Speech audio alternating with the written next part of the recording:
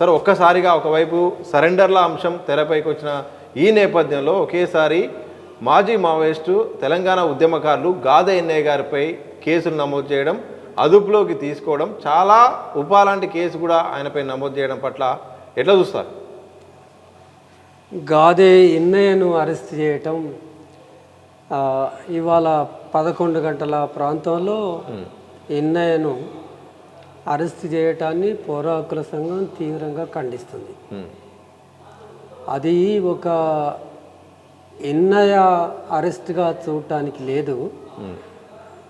గత కొంతకాలంగా వీళ్ళు ఒక లక్ష్యాన్ని నెరవేర్చుకున్నాం. 2026 మార్చి 31 కల్లా, అంతకంటే ముందే అతి తొందరలోనే చంపటానికి చాలా తొందరలో పడి ఇక ముగించేసాం, మావోయిజం లేకుండా చేసామని అనుకున్న సందర్భంలో దానికంటే ముందు బీజేపీ నాయకులే ఒక నినాదాన్ని అందుకున్నారు. అర్బన్ నక్సలైట్లను వాళ్ళను ఈ పాటికే లోపల వేయాలి. మొన్న జరిగిన నవంబరు 28, 29, 30 తారీఖుల్లో కూడా కేంద్ర హోంశాఖ మంత్రి ఒక మీటింగ్ పెట్టి రాయపూర్లో అన్ని రాష్ట్రాల డీజీపీలను, హోమ్ మినిస్టర్ని పిలిచి అప్పుడు కూడా వాళ్ళు తీసుకున్న ఒక తీర్మానం ఏంటంటే ఆ అర్బన్ నక్సలైట్లను ఎంత మాత్రం ఉపేక్షించడానికి లేదు, వాళ్ళు అయిపోయింది కనుక నెక్స్ట్ వీళ్ళ భరతం పట్టాలని ఒక తీర్మానం కూడా తీసుకున్నట్టుగా మీడియా ద్వారా అర్థమయ్యింది. అయితే అందులో భాగంగానే ఇవాళ ఎన్ఐఏ అరెస్టును చూడాలి. అంటే ఎన్ఐఏ ఒక్కడే కాదు, అర్బన్ నక్సలైట్లు వాళ్ళ దృష్టిలో ఎంతమంది అర్బన్ నక్సలైట్లు ఉన్నారో ఇప్పుడు పారదర్శకంగా బయటపెట్టాలి. ఎన్ఐఏ తర్వాత కూడా ఎవరెవరి మీద పంజా విసిరబోతున్నారో అది కూడా పారదర్శకంగా ప్రజల ముందు పెడితే బాగుంటుంది. అంటే కేంద్ర ప్రభుత్వం ఏం ఆలోచిస్తుంది అంటే ఒక అత్యున్నతమైన నిర్బంధ దశను చేరుకున్న తర్వాత ఎవ్వరు కూడా తమ గొంతు విప్పి మాట్లాడకూడదు అనుకుంటుంది.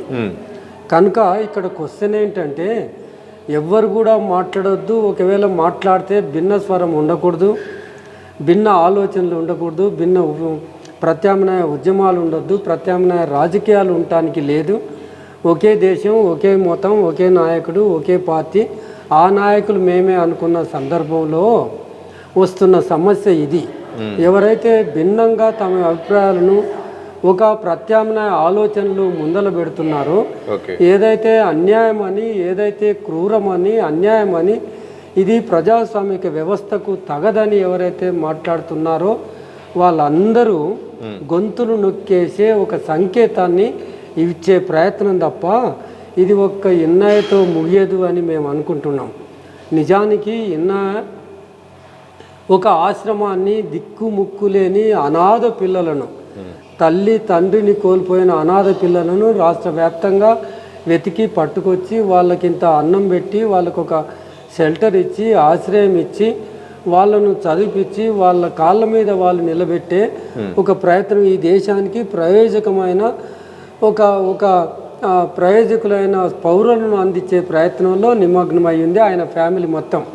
ఆయన సహచరి కానీ ఆయన కానీ అసలు వాళ్ళిద్దరూ దాదాపుగా ఆశ్రమంలో చాలామంది, 100 మంది పిల్లలు ఉన్నారు. 100 మంది పిల్లలకు తల్లి తండ్రి వీళ్ళే.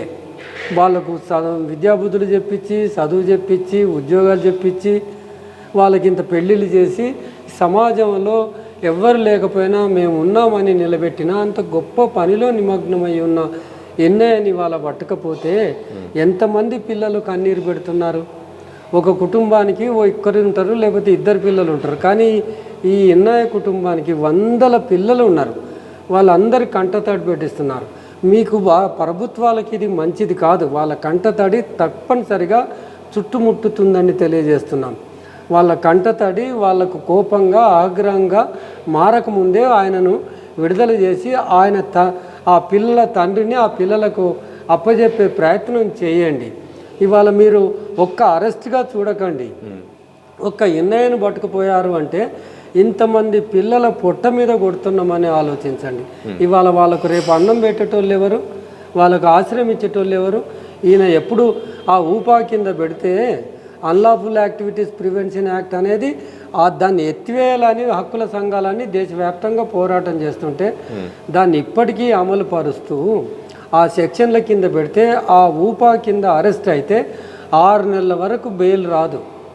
6 నెలల తర్వాత కూడా వస్తుందనే గ్యారెంటీ ఉండదు. పోలీసు వాళ్ళు మళ్ళీ మా విచారణ ముగియలేదు, ఇంకో కొద్దిగా 6 నెలలు పొడిగించండి అంటే పొడిగించడానికి అందులో అవకాశం ఉంటుంది.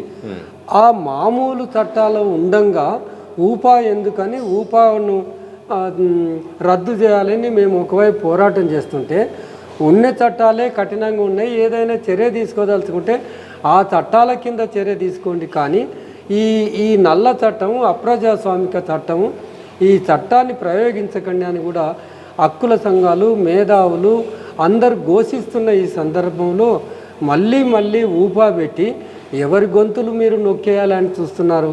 ఎవరైతే మాట్లాడుతున్నారో ఎవరైతే గళమెత్తుతున్నారో ఆ గళమెత్తటము మాట్లాడటము పేద ప్రజల సమస్యలను వెలిలోకి తెచ్చే ప్రయత్నం ఎవరైతే చేస్తున్నారో వాళ్ళ గొంతులు నొక్కేస్తే ఇవాళ పేద ప్రజల సమస్యలు మీ దృష్టికి ఎట్లా రావాలి? ప్రజా సంఘాల నాయకులు ఓ రైతుల సమస్యలు, ఓ మహిళల సమస్యలు, ఓ కూలీల సమస్యలు, ఓ పేదల సమస్యలు, ఆకలిగొన్న వాళ్ళ సమస్యలు పైకి తీసుకొచ్చి మీ ముందు పెడుతుంటే మేము ఓ రకంగా వీఆర్ స్ట్రెంథెనింగ్ యువర్ హ్యాండ్స్ కదా. మమ్మల్ని గొంతు నులిమేస్తే మాట్లాడకుండా చేస్తే ఈ సమస్యలన్నిటికీ బయట పెట్టేటోళ్ళు ఎవరు? అవి బయటకు వస్తే కదా మీ పాలసీ విధానాలు ఈ ప్రజాహితంగా మారటం అనేది ఆ రకంగా డిజైన్ చేయటం అనేది జరుగుతుంది. మరి వీళ్ళందరినీ తీసుకెళ్ళి జైలు పాలు చేసి అక్రమంగా అరెస్టులు చేస్తే దీని వెనుక ఉన్న ఒక దురుద్దేశం ఏంటి అంటే ప్రజల సమస్యల మీద ఎవరు మాట్లాడొద్దు, ప్రజల సమస్యలు మాకే తెలుసు, మేమే ప్రజలకు అన్నిటిని తుడిచేస్తాం, మీరేంది చెప్పుకుంటే అని అనుకుంటే గనక మీ గోతి మీరు తవ్వుకుంటున్నట్లే. మీరు ఒక ప్రభుత్వాలు కూలిపోయే దిశగా ఏ ప్రయత్నాలు అయితే ఎవరు చేయకముందే మీ అంతటా మీరే చేస్తున్నారు. ఈ దేశంలో చట్టాలు ఉన్నాయి, ఈ దేశంలో రాజ్యాంగం ఉంది. మన రాజ్యాంగాన్ని మన చట్టాలను మనమే కనుక గౌరవించకపోతే ఇంకెవరో చేయాల్సిన పని లేదు. ఆ గౌరవించని వాళ్ళ పతనానికి నాంది పలికినట్టుగా అవుతుంది. It's not the question of simple arrest of Gade Innaiah. అది వాక్ సభా స్వాతంత్రాలకు సంబంధించిన అంశం. ఈ దేశంలో ప్రజాస్వామ్యం ప్రమాదంలో పడింది.